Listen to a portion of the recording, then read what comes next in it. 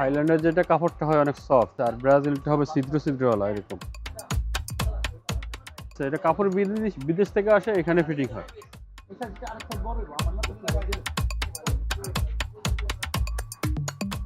Jersey আলহামদুলিল্লাহ খুব ভালোই চলছে, এবং এরকম যে চলবে আমরা বুঝতে পারিনি, কারণ তাহলে কালেকশন আরো বেশি থাকতে। এগুলা থাইল্যান্ড থেকে আসে, চায়না থেকে আসে, আবার আমাদের লোকাল ফ্যাক্টরি আছে ওখান থেকে হয়।